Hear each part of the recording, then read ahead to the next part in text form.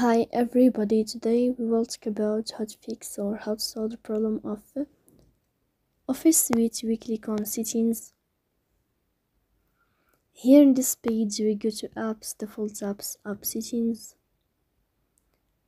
In this list you will go to above, you will search about OfficeSuite and you will click. And here in this page of app info you will click on first stop and you will click OK. Then you will enter to the window of storage. Here you will click on clear cache. Don't click clear data because that can delete your account. In the end, you can turn on your airplane mode and you can turn off your airplane mode again to fix that problem. So please don't forget to support us by like and subscribe. See you next time in another video and thank you for your attention.